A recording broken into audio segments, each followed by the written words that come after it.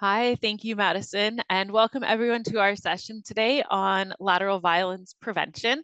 So like Madison mentioned, my name is Christy Cork. I am a specialized consultant in healthy workplaces at WSPS, and I am located down in St. Thomas, Ontario, so just south of London. So I'm sure we're from all over the province, maybe even outside of Ontario, but it's fantastic to be here and participating.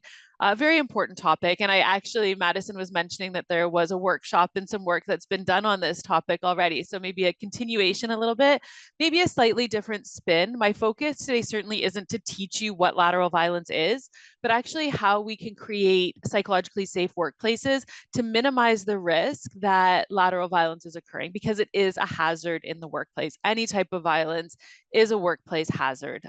So we're going to talk specifically about what can workplaces and organizations and communities and leaders and managers do to minimize this risk? What are some, very tangible steps that can be taken in the workplace that you have control over to minimize this particular hazard? So without further ado, I'm going to advance the slides here. We have a bit of a disclaimer first. And then again, I have a couple sort of housekeeping. Obviously, this is a 1 hour session. There are no breaks, but I will save time at the end for some Q&A. I actually don't have the chat up right now because it was creating sort of a great space on the screen when I did, but please feel free to filter in questions as you think of them. And I've got, again, some helpful people that'll be moderating that chat a little bit, and I will save time for some Q&A at the end. If there's a lot of really, questions that maybe we don't have time to answer today, because I know we only have an hour, I'd be happy to put together a Q&A sheet that maybe can be shared after with all of the participants, if that's helpful, maybe with some resources as well. I always ask that people minimize distractions. I know it's difficult in a virtual learning environment. There's always things popping up, different chats, different notifications. But if you want to just minimize that for the next hour and just sit back and listen, that would be fantastic. And we'll start getting into things here. All right, everything looking okay? Maybe Madison, give me a thumbs up if you can hear me, see me. The slide should say agenda. Yes, okay, perfect, thank you. All right, so what we're going to be covering today, again, I'm not going to spend a lot of time telling you what lateral violence is. I have a feeling that at this point, it's a conversation that's come up already, and you're already aware of what it is, what it stems from, what it's not. But what I want to really focus on are the second two bullets on the agenda, is sort of being able to recognize the signs and how can we minimize this risk? What are things that we can do? How can we leverage the concepts of psychological health and safety and creating psychologically safe work environments to minimize that risk that lateral violence becomes prevalent in your workplace and keeping workers safe from that particular hazard? So we're going to talk about, again, what is lateral violence quickly. We're going to talk about colonialism and intergenerational trauma and how that plays a role, and has played a role in lateral violence in workplaces. We're going to look at the signs, what it looks like, right? How does this manifest? What is happening? What are some of those behaviors that we may be seeing? Because we don't want to just pretend that this isn't happening here. It doesn't happen at our workplace or with our workers. Maybe we're just not picking up on some of those cues and some of those behaviors that people may be victims or perpetrators of lateral violence. Then we're really going to focus on the steps to minimize the risk. And for each of these three areas that I've chosen, we're going to get into sort of, some psychological health and safety concepts and provide you with some ideas and things that you can take away today and start thinking about. This is not about changing everything that happens in a workplace or in a work environment.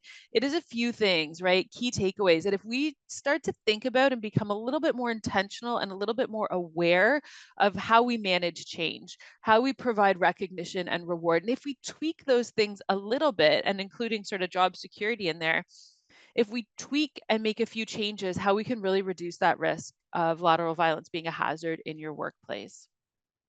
Okay, so let's get into it.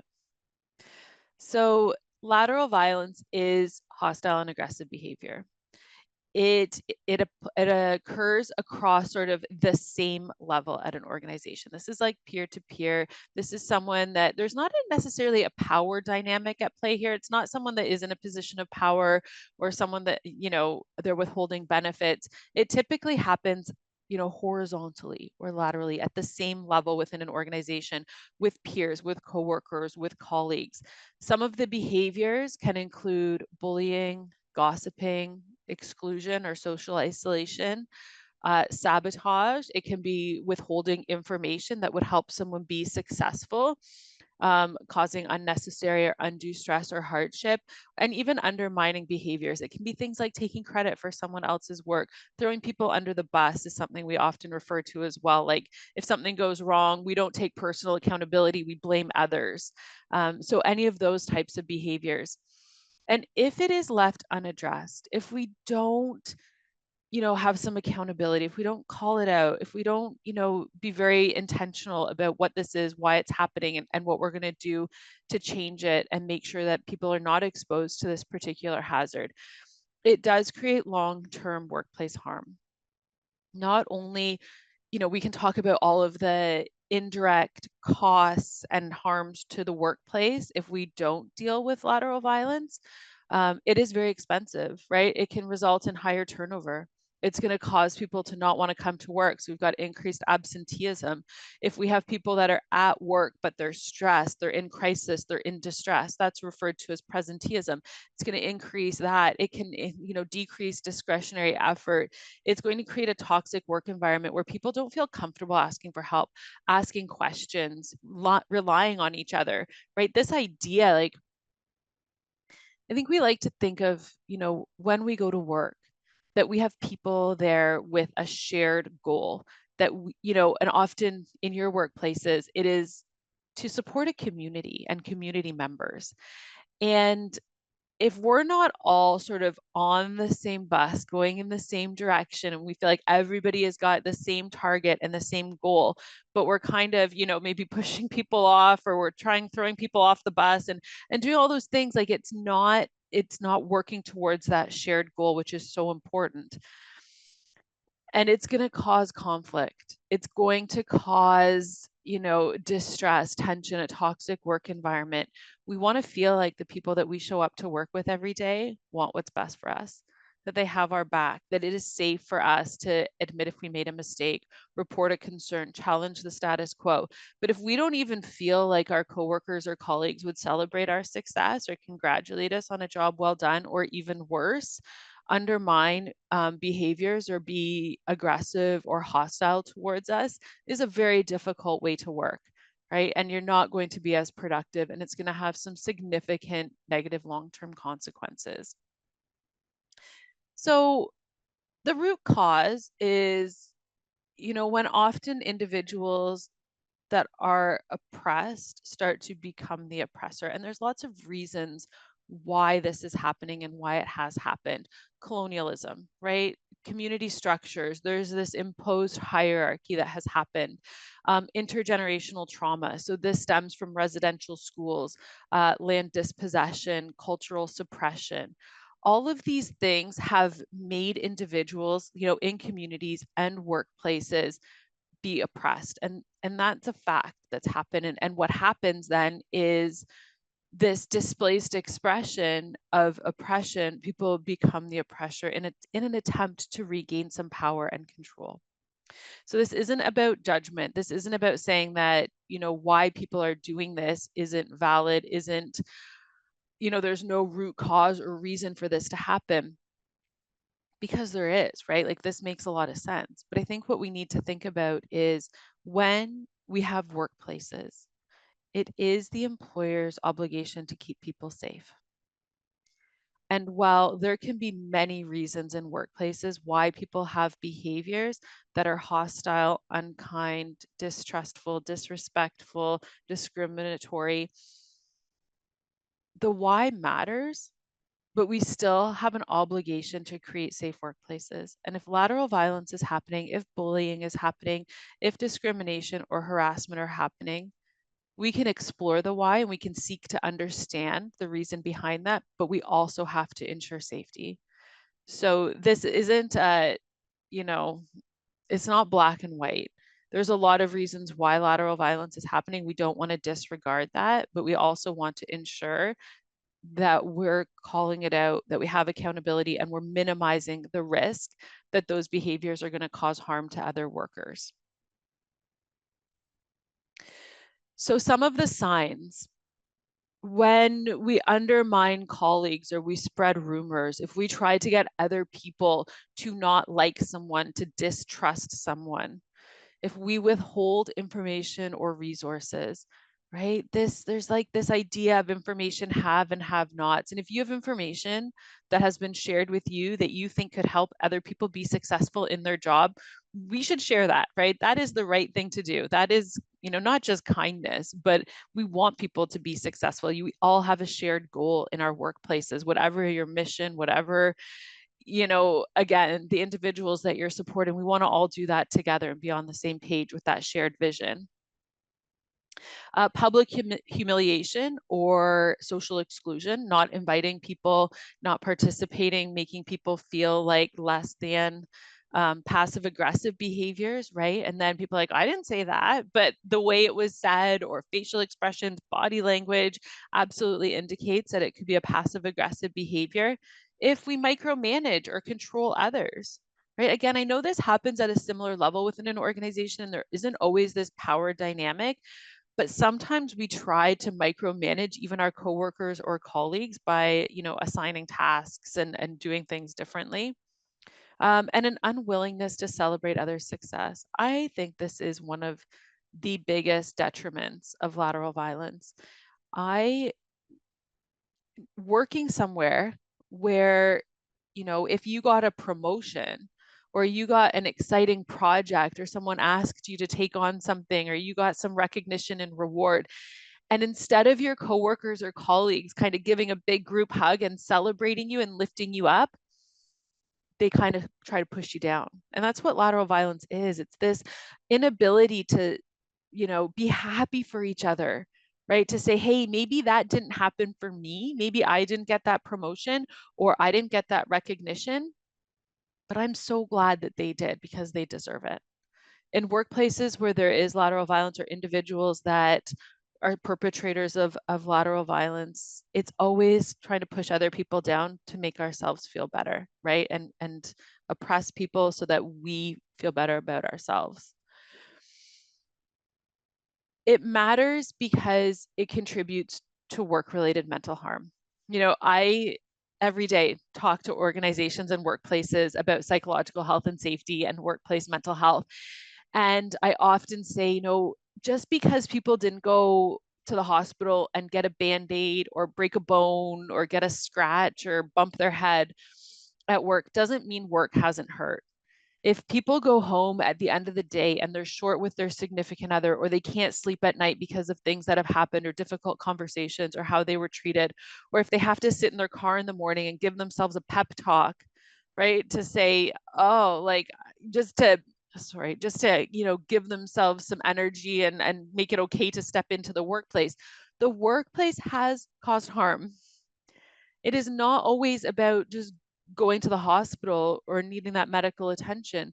We need to consider what is the workplace doing or not doing that is contributing to harm for those individuals. And like I mentioned, it's going to lead to higher turnover rates, absenteeism. Maybe people are going to go off work for mental harm related illnesses. It damages trust. That there's going to be a lack of collaboration. People aren't going to want to work with individuals that, they feel like are oppressing them and not happy for their success or trying to sabotage them. Um, Again, especially harmful in trauma affected communities. And that can look different depending on, types of leadership, how workplaces are functioning, what different organizations and workplaces are doing to build people up. And we're going to get into what that can look like. So again, just keep this in mind that if you suspect or believe that lateral violence is a significant concern in your workplace, we got to do something. This isn't going to have all the answers. This is not a quick fix. There's obviously a lot going on and a lot of reasons why individuals act and behave in certain ways, but do something, right? Don't pretend it doesn't exist, and don't say, hey, well, you know, we know it's happening, but we don't know what to do about it. This is just how people are feeling and how they're responding to, you know, years and years of oppression and trauma and all of those. Like, that is valid and that is true, but we can still start to change to make safer workplaces for everybody. So I want to just make some connections quickly here. And I actually was going through, and I don't know if some of you on the call have participated in some of the other WSPS, like in this series of health and safety sessions, you've learned a lot about hazards. And I know that this particular hazard wheel that you see up here was shared in a previous session. And I just want to call out that, like, we have a piece of the pie here, right? This conversation falls under this psychosocial piece of the pie. And this is no different than all of these other workplace hazards like musculoskeletal disorders, physical safety. We have a piece of the pie, which means there are hazards that happen in workplaces that can contribute to injury and illness for people. And we're going to really tease out what this psychosocial piece of the pie is and focus in on various elements or factors that are related to lateral violence. So I know that's tiny and you can't see them, but there are 13 different workplace factors. Okay. And these are like the hazards for psychological health and safety. They're embedded within this piece of the pie. And I'm going to make it a little bit bigger just so you can see them. And we're not going to get into all of these, but I think it's just important to recognize that if we're careful, if we work to create this sort of culture of carefulness to prevent mental harm in workplaces, that we can make a significant impact for workers. And these 13 workplace factors that are shown on the screen right now actually stem from a CSA standard. So there is a CSA standard for psychological health and safety in Canada. And we know there's CSA standards for all sorts of things, including, you know, PPE, machine guarding, respirator use, all of those things have CSA standards. Well, we have a CSA standard for psychological health and safety. And the very smart people that developed this standard came up with these 13 workplace factors. And again, the idea is if we are careful and considerate of these sort of 13 different aspects of work, it reduces the risk of mental harm for workers.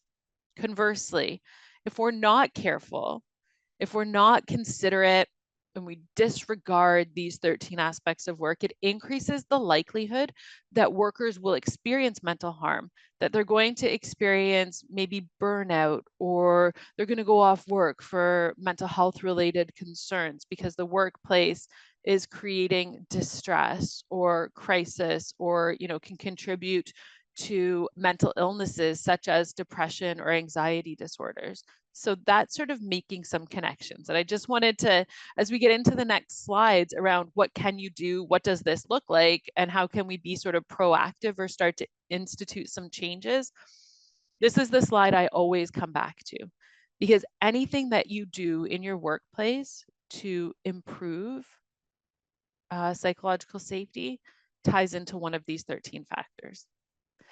All right. So the first one is around change management. And maybe just a bit of a background, like I've done a lot of work with some different First Nations communities down in Southwestern Ontario. And one thing that became abundantly clear as we were doing some risk assessments and figuring out what the hazards are related to this is change is constant. Just like how I work for the Greater Public Service and we have elections in the province every few years, right? And it can cause priorities to change depending on who's in leadership and, you know, what they ran on for their agenda and their promises. We have to pivot, right? Like, just we might have thought that this is the direction we're going, and then there's new leadership new prime minister, and we're going in this direction.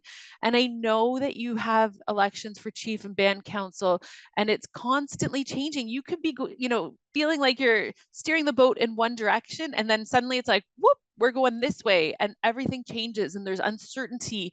Nobody's really sure of, what this looks like. Are we going to get the resources? Are these programs that we've been working on for years and years and years still valid and still a priority? If we are not careful with change management, it absolutely increases the risk of lateral violence. It creates this sense of anxiety and instability. And I have to say, like, job security is looped into this whole conversation, because when people don't feel secure in their role, it often results in a very competitive type environment where we're looking to blame others or throw others under the bus or take credit for their work because we're fearful for our own employment. I think even lately, like, we know financial stress is huge for everybody, right? We're all working, we all need money, we got bills to pay, we've got to, house our families. And when there is this increased risk of financial stress as well, it can create this sort of uncertainty and competitive type environment. So when people are stressed or insecure around changes, they may project their frustrations onto their peers rather than actually addressing the root causes with management, because maybe that doesn't feel safe. Maybe, and again, maybe because of different political views or opinions or changes in the workplace, it may not feel safe to go to your manager and say, hey, I'm feeling this way. I'm feeling like there's some insecurity. I know we just had some elections and the new chief is really focused on this and not what I've been doing. What do you think that means for me? And having these conversations. Instead, we sabotage, right? We're going to reach out, we're going to create chaos, we're going to cause conflict and harm to others, sort of because we don't know what else to do with some of those emotions. So the last bullet there, when it can lead to, again, passive aggressive behaviors, gossip, blame shifting, and scapegoating among colleagues. I'm often reminded that, because sometimes when I do this work in psychological health and safety, and it's not just in First Nations communities, it's across the province, when there is a lot of change, whether it's restructuring or they're opening up new facilities or they're asking people to transfer or they're getting new equipment or removing equipment, whenever there's all this change, employers often call me and they're like, Christy, everybody here is so resistant or reluctant to change. Like, why can't they just get on board? And my response is always, that's not what's happening. We, I think, inherently as individuals, are actually not completely resistant and reluctant to change. Yes, some people are more comfortable with change than others, but we choose change in our lives all the time. We may choose where we live. We may change the car we drive. We might get new pets. We may change a partner, a relationship, or jobs. Like, we choose change in our lives. What we don't like, and when we become sort of reluctant or people feel like we're not getting on board, is when change happens to us and we have no involvement or influence or understanding around that change. So I tell people all the time, it's not that they're reluctant or resistant to change. They're reluctant and resistant to the way you are changing things. Right? And we need to keep that in mind, is like, there is always going to be change. People know that. I know when I sign up to work for the greater public service, like, I know there's going to be change. I'm not naive. I know work doesn't stay the same all the time. We're going to get new software, new technology, new coworkers, new boss. Like, I know that. I'm a rational person. But when people change in a way that doesn't allow for me to express what feels uncomfortable, what I'm struggling with, if I don't understand why we're making a change, if nobody's anticipated my concerns or asked me how I feel about that change, then yeah, I might get my back up a little bit and get a little bit, less on board, shall we say, with what this change is. So this slide has some ideas, right, to start thinking about how can we change differently. So constant change can fray the social fabric of a workplace. Some people are going to love a change and it's going to be exciting for them and they're going to get on board, especially if that change is in line with their values and beliefs and their skill set, and they're going to be good, right? And they feel very secure in that change. Other people are not, right? And we need to manage these changes with clear communication, transparent, open, honest communication, support. We need leadership to anticipate concerns. We need to make sure that everybody feels like they're at the same level with the information that they have and understanding how this change is going to impact them and what success looks like, right? That everybody is involved, everybody has a place, everybody has a future. So some of the ideas in the circles down at the bottom, this consistent communication. We can't have siloed communication. We don't want to find out from a peer information that affects us and our job. If you are communicating and sharing information, we need that to be consistent. Everybody should have access to the same information at the same time so that there's not information have and have nots, because you don't want to be a have not. You don't want it to be feeling like, oh my gosh, why does everybody else know about this before me? Like, am I not valued enough for someone to come and share that with me? It affects my job. It affects how I do work, my future. We want to create a culture of trust. That's the red circle there. And I know that sounds, super simple. It is not. Trust is built over time, right? And it can be broken so easily when we mess this up, when we have changes and we're not, again, clear in our communication, or we have, individuals that feel left out. But trust is around building relationships. It's around being open and honest. And sometimes, communication is not easy and we're going to have to deliver difficult messages. But people trust when we feel like they are being truthful and honest and not sugarcoating or beating around the bush to appease, our feelings. Like, yes, we have to be careful with how we communicate, but it should come from a place of trust and honesty. This idea of anticipating concerns is probably my favorite when it comes to change management. If you're going to go, and workplaces do, and all of your workplaces are going to go through changes, ask people, what is it about this change that's causing you to lose sleep at night? Or what is it about this change or how we're changing that is most concerning for you? Or ask if we could do one thing differently with this change that would, help to reduce stress and distress, what would that look like? Ask intentional questions. Don't just assume that people are eventually going to get on board. They might, right? They might get on board eventually. But if we anticipate those concerns, it'll be a lot less painful, right? It's like when you introduce new equipment or machinery to a workplace, you don't wait to see if someone gets hurt before you put a guard on, right? We anticipate that, hey, if we don't guard this equipment, there's a pinch point and someone's going to get their hand stuck or lose a finger or their hair. Like, we anticipate that that is a hazard and we fix it before it hurts people. That is what we want to do with this change management. We want to anticipate, hey, if we're not careful, if we don't have supports and resources and open and honest discussion and communication, if we don't explain the why behind this change, if we don't ask people, what is it about this change that's, causing you some stress, we're missing an opportunity to guard that, right? And to do something a little bit differently that minimizes that injury.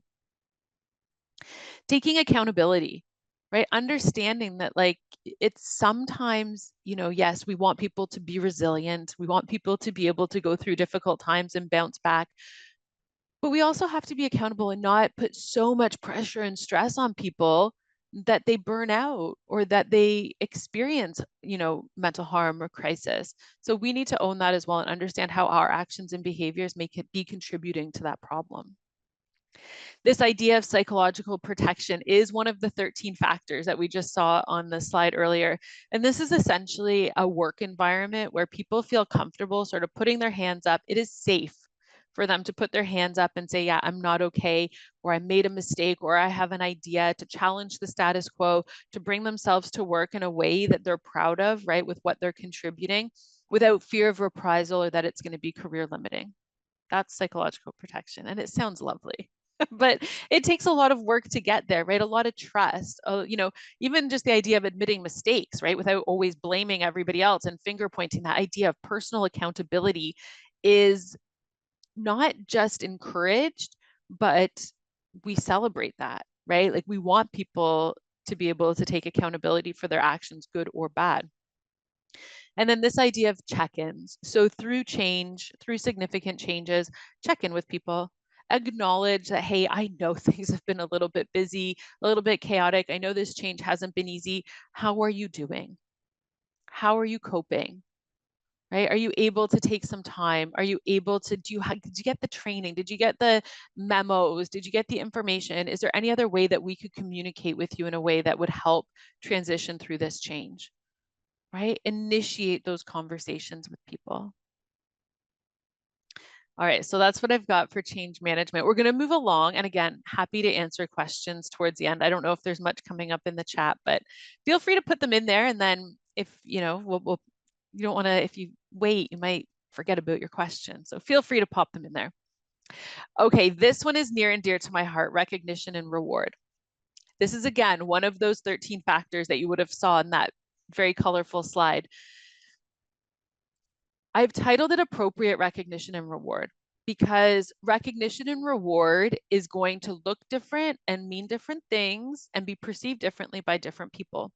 We all like to be recognized and rewarded for our work, for our accomplishments in different ways. I often use the analogy, sometimes you go to like fast food restaurants or grocery stores where there's someone's like picture, their mugshot is up on the wall as like employee of the month. That's great. If that's what people like and that makes them feel valued and appreciated for the work that they do and the effort that they give, that is fine. Okay, that can be an appropriate recognition and reward. I don't like that. I don't want my mugshot up on the wall for everybody to see. I would rather someone just give me a high five and be like, good job, Christy, or bring me a coffee. I love coffee. Bring me a coffee and be like, I see you. I know you're working hard. I know you did a great job on that report or whatever. Just taking a few minutes to say thank you is all I need. Okay. Now, when we have appropriate recognition and reward, it boosts morale and it can reduce resentment. So when employees feel valued and appreciated, they're less likely to feel bitterness or envy. Okay, those are common emotional roots of lateral violence, when people feel bitter or when they feel like they're being left behind or forgotten about. It can create a sense of fairness, satisfaction, right? Reducing that impulse to undermine and lash out at peers. It can encourage positive peer relationships if done properly. So we'll talk about, how can we leverage this idea of recognition and reward to reduce the risk of lateral violence? And often it is sort of that either that peer-to-peer recognition, or we're not just celebrating individual accomplishments, but maybe group or team accomplishments, and showing when we work together as a team, when we support each other, we have these fantastic outcomes. And that's what we want to celebrate. All right, so next slide here again with some ideas. So it's not just about motivation. I think that's often the misperception, is that we want to recognize and reward people so that they become higher achievers, so that we can get more out of them, because we need to motivate them to work harder, work faster, meet their targets. But it's actually around culture building, or it can be if we do it properly. It can create a sense in a workplace where we want to celebrate each other. We want people to be successful. We want to work on teams that are, high functioning, highly successful, and we build each other up because, again, that shared goal. Okay. So some of the ideas here: recognition for collaborative efforts. I love that. Yes, it's easy to point out, an individual that maybe is your go-to person. They are your shining star at work. And it's really easy to always celebrate them because they always, do good work. They always meet those expectations and their targets. But when we can find ways to celebrate collaboration, it's going to have a more impactful effect on reducing lateral violence. So again, we're going to celebrate teams. We're going to celebrate team accomplishments. We're going to have peer recognition programs, right? So we have to be careful. I like I would say proceed with caution on this, because what you don't want is it to be like a popularity contest where certain individuals that are well liked and well respected are always getting sort of the peer recognition. It shouldn't be perceived as favoritism or a popularity contest. But when you have peer recognition programs and someone does go out of their way to help someone else that's on their team, it can be really, really meaningful to get recognized by peers and not just by management. Equitable access to promotions. This is tricky. And well, not tricky that there's equitable access, but the person that doesn't get the promotion, that thinks that they, were maybe in line for it or worthy of it, or they feel like it was favoritism that someone else got it over them, is going to be very difficult. We need to have a very sort of transparent program and process for promotions and what that looks like, and provide people with feedback if they didn't get that promotion, so that they understand the why behind it and what they can work towards should that opportunity come up again. Asking workers, I guess this idea of not just if they feel valued, I think that's important. I think we need to know, like, do people just feel like a cog in a wheel, like they're replaceable, or do they actually feel like a valuable resource for your organization? But more important than just if they feel valued and appreciated, asking people like, what makes you feel valued and appreciated? What makes you feel seen, and that your efforts are being acknowledged? Sometimes I go to workplaces and I'll ask the leadership, like, what do you do for recognition and reward? And they say, oh, they get a paycheck. Like, that should be recognition and reward for coming to work. I'm like, well, not really. Like, people need more than that, right? We do. And yes, of course, we need to get compensated for our work. That is the minimum standard. But, giving some high fives, some public acknowledgement, some peer recognition, like all of those things can help make people feel valued. Being aware of perceived favoritism. I put, this one I always put perceived, because sometimes we don't know. And I am not a big believer that fair is equal. I don't even love the term fair, to be honest. I think, like, I prefer equitable. Because what some people need is different than what other people need, right? So as a workplace, being able to provide people with what they need when they need it, that yes, should be available to everyone, so that there isn't this idea of favoritism. But working in an environment that, if a coworker or colleague needs a little flexibility to care for a sick family member, and that flexibility is granted and accommodated, instead of everybody else saying, oh my gosh, that's unfair because they get to come in a bit later, they have this flexibility, wouldn't it be nice if I got to do that? Instead, saying, you know what, it's fantastic that I work somewhere and we have a leadership team that's willing to accommodate that. I know if I needed that, it would be there for me. Wow, right? Like, that's the kind of attitude that high functioning teams that really care about each other would have, not this, like, that's unfair, they get to do this and I didn't get to do that, right? Yes, it takes a level of emotional maturity to be able to say that and to feel that. But that's the idea. Reinforcing positive behaviors. When you see behaviors where you see that collaboration and you see people celebrating each other's successes, we want to do that. You want leadership to do that.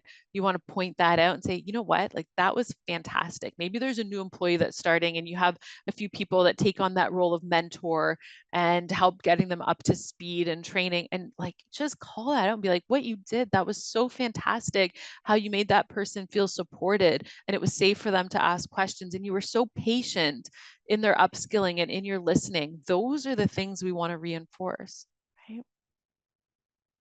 Okay, so that's the recognition and reward. And you know what? I think aside from, like, maybe buying a coffee, this doesn't have to be expensive. This is not about having like huge bonuses. Like, I get it. Like, that's not an option. It's not an option where I work either, right? We don't have, like, big bonuses for good work. We're not getting, big Christmas gifts and things like that. That's not how our funding works. But we absolutely can still make each other feel valued, recognized, and rewarded, right? It's about those little things, those intangibles. It doesn't have to cost money. It's about how you make people feel, not what you give them. So this idea, again, we're coming back to job security. And I know this tied in a bit with the change management, but when we have this lack of job security, and maybe it is post-election and you've got new priorities, new chief and council that are going in a different direction, and people are like, oh my gosh, I don't even know if, my role fits in with the agenda for the next few years. When people worry about losing their jobs, especially in the financial landscape that we're in right now, people operate in survival mode. When we're in survival mode, our fight, flight, freeze response, right, kicks in because we're always perceiving this threat, a threat to our safety, a threat to our ability to take care of our family. And when we're in that survival mode, when there are other stressors that hit us, we may not be able to respond effectively. We may react, right? This fear can cause this distrust and resent towards coworkers, especially if they're perceived as competition to their own position. I mentioned that idea of competition a few minutes ago. Work should not be competitive. This is not an us against them. We should be on the same team, rowing in the same direction. And if there is this idea of competition, really need to deal with that and say, hey, no, like this isn't about coworkers and colleagues competing with each other. It's about how do we support each other so that we can, again, serve our communities. So insecure employees may feel the need to sort of stand out or look better than their peers because they may perceive that as important to keeping their jobs. Again, we look at those ideas of sabotage, gossip, exclusion. We're going to withhold information to help that someone may need to be successful. All of those ideas around sabotage. So what can we do to minimize this risk? So when job security is low and the workplace becomes this high stakes environment, like just think of how stressful that would be every day. And we know when we live with this chronic stress, it starts to impact us physically as well. So not just mentally, not just are we living in fight, flight, freeze response, but chronic stress impacts us physically. It can cause digestion issues. It can cause cardiovascular issues. It can lower our immune system. So all of these ideas that are keeping us in this fight, flight, freeze response because we're worried about our job security is going to have even more detrimental impacts. These conditions make lateral violence, again, things like bullying, passive aggressive behavior, much more likely and harder to stop until people have this sense of job security. Transparent communication. This is not about sugarcoating things. It is not about being wishy-washy and saying, I don't know. It's like, if you have information, share that. It may be difficult to hear, but people would rather work from a place of trust and having that transparent communication than these vague statements or wishy-washy, like we have to wait and see, blah, blah, blah. Like then we make stuff up in our heads, right? When we don't know something, we start to create stories and we start to create a future and we start to create things that we then make our own reality, right? Because people's perception is their reality. And when we don't know something or when we have leadership that we feel is hiding something, it causes us to like start making stuff up and creating our own reality, which may not be true, right? So the more transparent we can be, the better. Have Q&A forums, let people ask questions, right? Maybe access to supports. Maybe there are some different supports in the community, different mental health related supports, clear protocols, right? For promotions, we touched on this as well. What does it look like? Why do some people get a promotion, not others? Be very transparent about if people are unsuccessful for that promotion, why that is. If it's always based on seniority, okay, that's pretty straightforward, but sometimes it's not. It's based on skill and ability as well. And then certainly monitor for signs of worker distress. And like I mentioned, when we're in that fight, flight, freeze mode, and we're living with that chronic stress, it's going to start to show in different ways. So some of the early warning signs of worker distress can be like that lack of concentration. It can be, performance ability has changed. It can be that people are more socially withdrawn or they're having emotional outbursts. All of those things are indications that we need to check in with someone. Okay. All right. So just in summary, and I know I've saved a few minutes here for Q&A. So again, you can start populating that chat if you want. And I'll open the chat once I'm done with the slides here. But it's a serious concern for the psychological safety of workers, lateral violences, right? Like we know what it is. We know what it stems from, but it can't have a pass. We can't continue to allow lateral violence to continue in workplaces and expect people to feel psychologically safe. We would never, I know this is a bit of a graphic analogy, maybe I should change it up, but I use it quite often. But like, we wouldn't push someone down the stairs at work. We wouldn't be allowed to do that because that would hurt somebody. It is reasonably foreseeable that if I push someone down the stairs, they're going to get hurt. That is unacceptable behavior. But if we have people that are displaying lateral violence, that are hostile, that are aggressive, socially excluding people, withholding information, it is reasonably foreseeable that if those actions and behaviors continue, it is going to hurt people. We need to call it out. Like, it is not acceptable workplace behavior. And we need that accountability. We need to say, hey, how can we do things differently? Because we know what lateral violence stems from, we know what it is, but how are we creating work environments that allow people to feel safe and secure and celebrated and not need to do this, right? Not need to oppress others because we are building them up, right? They're not feeling this void. So again, it can be minimized by being careful and intentional. We got to do something, right? We got to talk to people. We got to open this communication. We got to, again, have some accountability, let people know that this is not okay. And if they're feeling this way, tell us. If they're feeling like the workplace is competitive or there's changes and they're very fearful and they've got anxiety, let's talk about it. Let's see, how can we change differently? What can we do differently to minimize that risk? The workplace does not have to just be like, throw your hands up and say, yeah, you know, it is what it is. People just feel this and they don't like, no, we can do things differently. We can create safer environments. That is the end of the formal, that went really fast. I can't believe it's already 11:48.